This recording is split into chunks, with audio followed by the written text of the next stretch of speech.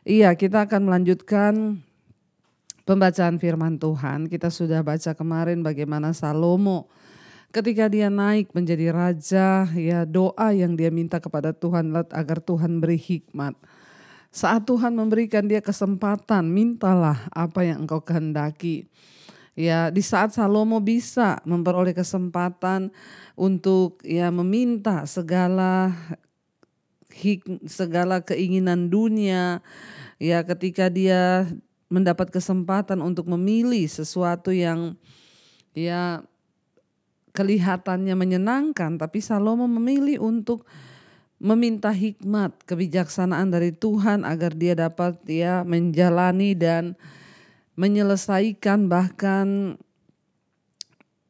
dapat memikul setiap tanggung jawab akan pelayanan dan pekerjaan serta kepercayaan yang Tuhan berikan kepada dia sebagai raja di Israel.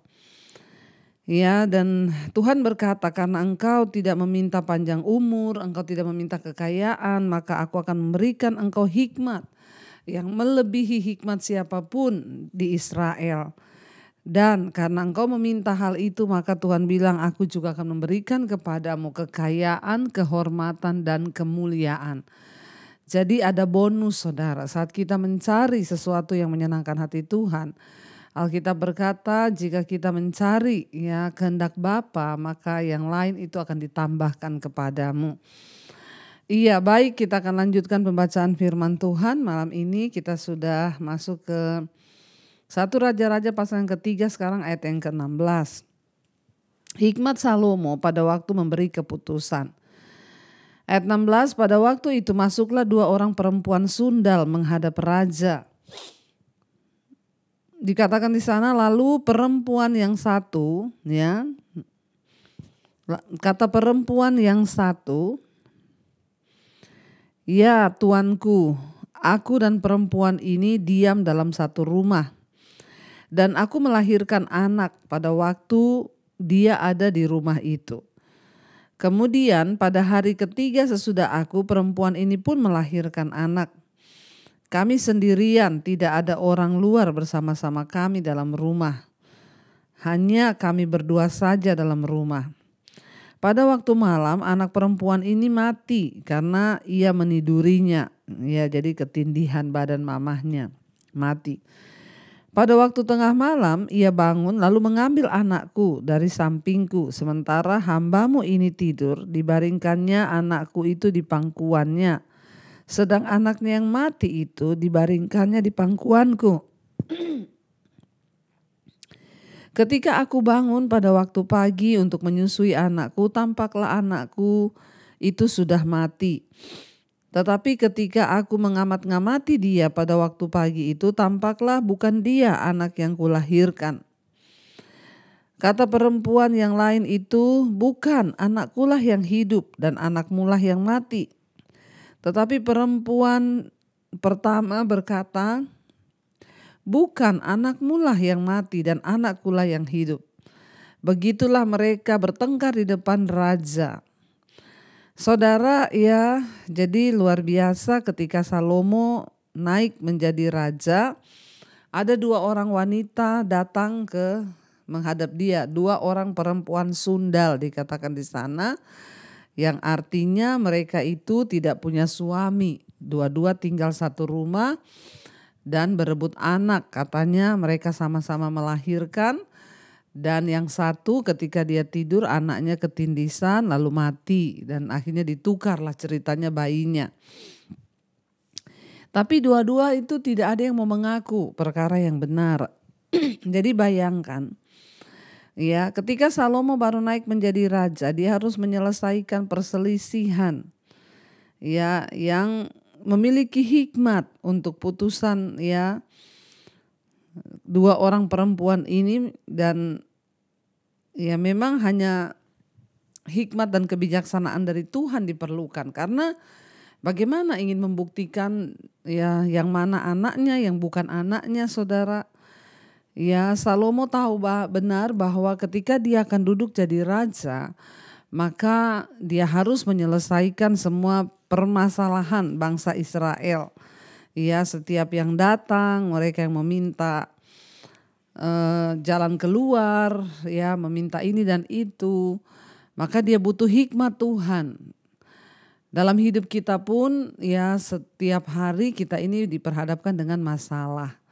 Ya, bahkan seringkali kita juga tidak tahu jalan keluar apa yang harus kita pilih, ya saudara. Dan akhirnya Salomo itu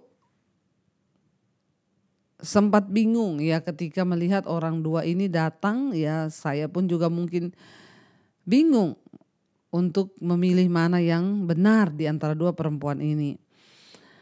Sebagai seorang yang dipilih Tuhan menjadi raja atau siapapun kita, ya seperti saya pun setiap hari ada orang yang konseling dan itu membutuhkan hikmat Tuhan untuk menjawab. Ya, sebab mereka itu datang kepada kita berharap untuk mendapatkan jalan keluar. Kalau tanpa hikmat Tuhan maka kita tidak mungkin bisa, ya, bertindak. Saudara, dalam hidup kita pun engkau sebagai orang tua tentunya engkau butuh hikmat Tuhan untuk menyelesaikan masalah anak-anakmu. Ada banyak perkara di hidup kita yang harus kita selesaikan dan rasanya tidak cukup dengan kekuatan kita sendiri, itu tidak bisa. Kita butuh hikmat Tuhan, kita butuh pimpinan Tuhan, kita butuh kebijaksanaan yang dari Tuhan. Ya, ada begitu banyak persoalan dalam hidup ini, anak-anak yang punya masalah, ya masalah dalam pekerjaan, ya, dan yang kita butuhkan tuh jalan keluar. Dan tanpa hikmat Tuhan tentu, ya, tidak akan ada jalan keluar yang tepat yang dapat kita jalani, saudara, ya. Dan di sini dikatakan bahwa pada akhirnya, ya, mereka ini tapi datang kepada Salomo karena Salomo sebagai raja pada saat itu yang harus mau tidak mau dia harus memberikan jalan keluar. Lalu ayat yang bisa dikatakan ayat yang ke-22, akhirnya mereka tuh terus berantem. Dia bilang, bukan raja ini anakku, bukan anakmu mati, anakku yang hidup, bukan anakmu yang mati. Ayat 23, lalu berkatalah raja yang seorang berkata, anakku lah yang hidup ini dan anakmu lah yang mati. Yang lain berkata, bukan, anakmu lah yang mati dan anakku lah yang hidup. 24, sesudah itu raja berkata, ambilkanlah aku pedang. Lalu dibawalah pedang ke depan raja. Kata raja, penggalah kedua, ya, kata raja, penggalah anak yang hidup ini menjadi dua dan berikanlah setengah kepada yang satu dan yang setengah lagi kepada yang lain. Ayat 26, maka kata perempuan yang empunya anak yang hidup itu kepada raja, sebab timbullah belas kasihannya terhadap anaknya itu, katanya, ya tuanku, berikanlah kepadanya bayi yang hidup itu, jangan sekali-kali membunuh dia. Tetapi yang lain itu berkata, supaya jangan untukku ataupun untukmu, penggalah. Saudara, ya, tidak mudah menyelesaikan satu persoalan, tetapi Salomo itu diberi hikmat oleh Tuhan. Ya, penyelesaian perselisihan ini oleh Salomo merupakan contoh mengenai hikmat yang ia miliki. Putusan yang bijaksana ini merupakan pembuktian bahwa Allah menjawab doa Salomo dan memberinya hati yang paham menimbang perkara. Hikmat Allah tersedia bagi kita, saudara, ketika kita sungguh-sungguh berdoa kepada Tuhan memintanya. Ya, tetapi seperti Salomo kita pun harus menggunakannya, menerapkan hikmat dalam kehidupan, ya, untuk, ya, tentunya tujuannya untuk mencapai tujuan Tuhan dalam hidup kita. Ada begitu banyak persoalan dalam hidup kita yang butuh hikmat Tuhan. Ya, bisa memintanya, saudara. Dalam Yakobus dikatakan, jika ada di antara kamu yang kekurangan hikmat, ya maka mintalah kepada Tuhan, karena Allah akan memberikan kepada orang yang meminta, dengan limpahnya dia akan berikan.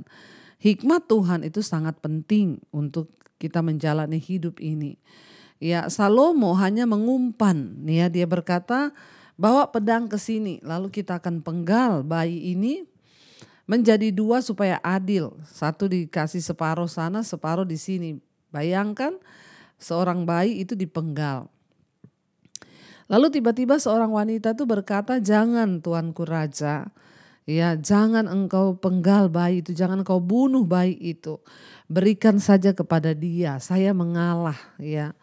Saya ndak usah. Tapi perempuan yang satu berkata, enggak apa-apa, penggal saja supaya kamu nggak bilang ini untukku, ini untukmu. Sudah kita bagi dua supaya adil. Ya, dan apa yang terjadi saudara? Tetapi raja menjawab ayat 27 katanya berikanlah kepadanya bayi yang hidup itu. Jangan sekali-kali membunuh dia. Dia itulah ibunya. Ketika seluruh orang Israel mendengar keputusan hukum yang diberikan raja, maka takutlah mereka kepada raja sebab mereka melihat bahwa hikmat daripada Allah ada dalam hatinya untuk melakukan keadilan. Jadi Salomo hanya mau melihat kalau perempuan itu mengalah dan memohon supaya bayi itu tidak dibunuh, maka itulah ibunya yang benar. Tetapi jika satu perempuan berkata bunuh saja, berarti itu bukan ibunya. Dari situ Salomo diberi hikmat Tuhan untuk membedakan mana yang benar dan mana yang tidak.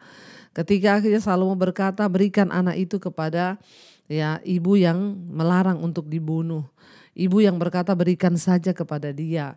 Ya, inilah ibunya yang sesungguhnya karena dia punya belas kasihan terhadap bayi itu.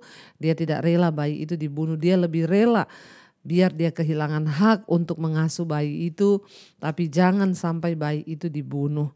Dan disitulah seluruh orang Israel melihat bahwa hikmat yang diberi Tuhan kepada Salomo itu luar biasa. Saudara, dalam kita menjalani hidup ini kita membutuhkan hikmat Tuhan. Dalam saya juga melayani Tuhan, ada begitu banyak orang yang datang meminta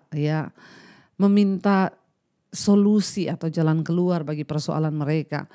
Ya, dan saya bersyukur Tuhan mempercayakan begitu banyak ya orang yang datang, jemaat yang datang itu dari kalangan yang berbeda-beda. Ya, semua orang itu dari berbagai kalangan meminta nasihat. Tanpa hikmat Tuhan tentunya saya tidak akan bisa menjawab. Nah, apa hikmat Tuhan itu saudara? Hikmat Tuhan itu adalah firman Tuhan. Ya, dikatakan permulaan hikmat ialah takut akan Tuhan. Saat kita ini menjadi orang-orang yang takut akan Tuhan, maka kita itu akan dipenuhi dengan hikmat Tuhan. Rajin membaca Alkitab, rajin membaca firman Tuhan, ya itu akan membawa kita ini berhikmat untuk memutuskan segala perkara, untuk menyelesaikan segala masalah. Hanya ketika kita ini hidup takut Tuhan, pegang firman Tuhan, melakukan dan membaca firman Tuhan. Kita lanjutkan sekarang 1 Raja-Raja pasal yang keempat, para pembesar Salomo dan para kepala daerahnya. Maka Salomo menjadi raja atas seluruh Israel, inilah para pembesarnya. Asaria bin Sadok menjadi imam, Elihoref dan Ahia anak-anak sisa menjadi panitera negara, Yosafat bin Ahilud menjadi bendahara negara, Benaya bin Yoyada menjadi panglima Sadok, dan Abiatar menjadi imam. Asaria bin Natan mengawasi para kepala daerah, Sabut bin Natan seorang imam menjadi sahabat raja, Ahisar menjadi kepala istana, Adoniram bin Abda menjadi kepala Rodi. Ya, saudara, Salomo itu memiliki organisasi, dia memiliki pengetahuan dan ya kepemimpinan di dalam organisasi yang cukup luar biasa, saudara. Ya, dan ketika dia menjadi raja, dia mengatur semuanya dengan baik. Dengan 11 pejabat tinggi yang menjalankan tanggung jawab khusus, ada 12 gubernur wilayah dan seorang gubernur yang mengepalai gubernur-gubernur wilayah. Jadi setiap gubernur memiliki tanggung jawab atau wilayah khusus untuk dikelola. Organisasi ini sangat penting untuk memelihara efektivitas pemerintahan ya. Ini adalah tindakan bijaksana oleh orang yang bijaksana ya, dan ini merupakan satu penata layanan yang baik. Ya, kalau ada organisasi yang baik maka semuanya pasti berjalan dengan baik. Organisasi yang baik itu menolong orang untuk bekerja bersama-sama secara harmonis, bahkan menjamin tercapainya tujuan yang diinginkan. Berbeda dengan Raja Daud ya pada waktu itu yang tidak terlalu terorganisir. Ya, kali ini Salomo dia mengangkat gubernur-gubernur ya, dan setiap gubernur itu ada satu orang yang mengepalai. Setiap gubernur bertanggung jawab atas wilayahnya masing-masing. Kenapa Salomo bisa sedemikian bijaksana? Ingat, karena ketika dia akan naik ke kursi pemerintahan raja, dia berdoa, meminta hikmat dan kebijaksanaan dari Tuhan. Di dalam segala perkara, dalam aspek hidup kita semua membutuhkan hikmat Tuhan. Ya, ketika kita memiliki hikmat Tuhan, semuanya akan menjadi mudah sebab Tuhan akan memberikan kepada kita pengetahuan dan kebijaksanaan sehingga kita bisa mengatur, mengelola semuanya. Dalam segala hal di hidup ini, dalam mengelola keuangan, mengelola rumah tangga, kita membutuhkan hikmat Tuhan, saudara. Ya, seperti Salomo, dan dia memiliki hikmat mengatur organisasi negaranya itu dengan luar biasa. Ayat yang ke-7 di sana dikatakan, Salomo mempunyai 12 orang kepala daerah atas seluruh Israel yang harus menjamin makanan raja dan seisi istananya. Adalah tanggungan tiap-tiap kepala daerah untuk menjamin makanan selama sebulan dalam setahun. Inilah nama-nama mereka. Jadi dikatakan saudara, ya bahkan makanan Raja Salomo itu di istana, ya makanannya istana dan seluruh raja dan seluruh istananya itu ditanggung tiap-tiap kepala daerah. Ya, untuk menjamin makanan selama sebulan dalam setahun. Ya, inilah nama-nama mereka. Jadi digilir saudara. Ya, setiap 1 bulan 1 daerah yang tanggung makanannya, mereka yang mikir. Inilah nama-nama mereka: Ben-Hur ya di pegunungan Efraim, Ben-Deker di Makas ya di Saalbim, di Bet-Semes dan di Elon Bet-Hanan, Ben-Hesed di Arubot, wilayahnya ialah Soko dan seluruh tanah Hefer. Ben-Abinadab memegang seluruh tanah Bukit Dor dan Tafat binti Salomo menjadi istrinya. Baana bin Ahilud memegang Taanak ya Megido dan seluruh Bet-Sean yang di sebelah Sartan di sebelah hilir Yisril dan Bet-Sean sampai Abel Mehola. Sampai ke seberang Yokmeam, selanjutnya Ben-Geber di Ramot Gilead, wilayahnya ialah Hawot Yair yang di Gilead. Yair ialah anak Manasye, juga wilayah Argob yang di Basan dipegangnya. 60 kota besar berpagar tembok dan berpalang pintu tembaga. Ahinadab bin Ido memegang Mahanaim. Selanjutnya Ahinamas di Naftali. Ia juga mengambil seorang anak Salomo menjadi istrinya, yakni Basmat. Selanjutnya Baana bin Husai di Asyer dan di Alot. Lalu Yosafat bin Paruah di Isakar dan Simei bin Ela di Benyamin. Geber bin Uri di tanah Gilead memegang tanah Sihon, raja orang Amori, dan tanah Og, raja Basan. Dan dialah satu-satunya kepala daerah yang ada di tanah itu. Orang Yehuda dan orang Israel jumlahnya seperti pasir di tepi laut. Mereka makan dan minum serta bersukaria. Saudara, jadi semuanya teratur ya, karena memang Salomo ya itu diberi hikmat oleh Tuhan untuk mengatur negaranya, sehingga luar biasa hikmat yang diberikan. Dia tidak keteteran, bahkan sampai makanan di istana pun itu yang atur kepala-kepala daerah. Kita lanjut ayat 21, kebesaran Salomo. Maka Salomo berkuasa atas segala kerajaan mulai dari sungai Efrat sampai negeri orang Filistin dan sampai ke tapal batas Mesir. Mereka menyampaikan upeti dan tetap takluk kepada Salomo seumur hidupnya. Ya, dan kita melihat di sini saudara ya, Salomo itu akhirnya menguasai ya segala kerajaan mulai dari sungai Efrat sampai negeri orang Filistin dan sampai ke tapal batas Mesir. Bahkan mereka membawa upeti ya dan tetap takluk kepada Salomo seumur hidupnya. Ayat 22. Adapun persediaan makanan yang diperlukan Salomo untuk sehari ialah 30 kor tepung yang terbaik dan 60 kor tepung biasa. 10 ekor lembu gemukan dan 20 lembu gembalaan dan 100 ekor domba. Belum terhitung rusa kijang, rusa dandi dan gangsa piaraan. Sebab ia berkuasa atas seluruh tanah di sebelah sini sungai Efrat, mulai dari Tifsah sampai ke Gaza. Dan atas semua raja di sebelah sini sungai Efrat ia dikaruniai damai di seluruh negerinya. Sehingga orang Yehuda dan orang Israel diam dengan tentram, masing-masing di bawah pohon anggur dan pohon aranya, dan sampai Berseba seumur hidup Salomo. Jadi saudara, sepanjang sebagian besar dari pemerintahan Salomo itu Salomo menerapkan hikmatnya dengan baik. Karena dia mengutamakan hikmat Tuhan. Dia meminta hikmat dari Allah. Buah-buahan ya, dan buah-buah dari hikmatnya itu adalah perdamaian, keamanan, dan kemakmuran bagi bangsa Israel.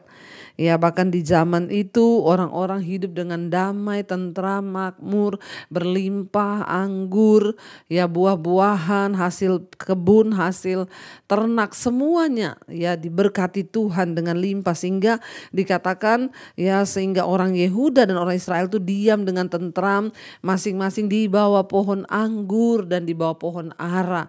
Ini menggambarkan satu keadaan yang sangat-sangat ya makmur dan sejahtera, saudara.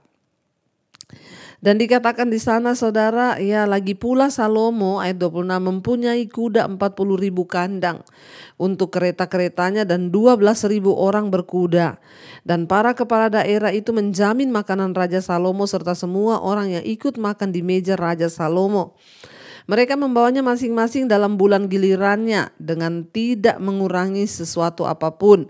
Jelai dan jerami untuk kuda-kuda biasa dan kuda-kuda teji dibawa mereka ke tempat yang semestinya masing-masing menurut tanggungannya. Jadi luar biasa, saudara, sudah diatur ya. Jadi setiap kota itu setiap bulan itu digilir untuk membawa makanan Salomo, kebutuhan di istana, bahkan sampai makanan ternak-ternaknya. Itu semua sudah diatur. Ayat 29, dan Allah memberikan kepada Salomo hikmat dan pengertian yang amat besar, serta akal yang luas seperti dataran pasir di tepi laut. Sehingga hikmat Salomo melebihi hikmat segala Bani Timur dan melebihi segala hikmat orang Mesir. Ya, kita tahu saudara ya, betapa hikmat Tuhan itu luar biasa. Ketika Salomo diberikan hikmat Tuhan, hikmatnya melebihi semua orang. Bahkan orang-orang Mesir yang sudah terkenal, itu peradaban dunia abad bangsa pertama kali itu ada di Mesir. Tapi hikmat yang dimiliki Salomo melebihi ya peradaban, melebihi orang-orang yang ada di Mesir. Kenapa? Karena hikmat Allah ada di dalam hidup Salomo, saudara. Dikatakan di sana ia lebih bijaksana daripada semua orang, ya, daripada Etan orang Ezrahi itu, dan daripada Heman, Kalkol, dan Darda orang-orang Mahol. Sebab itu ia mendapat nama di antara segala bangsa sekelilingnya. Ia mengubah 3.000 amsal dan menyanyinya dia mengubah 3.000 amsal, saudara bayangkan ya.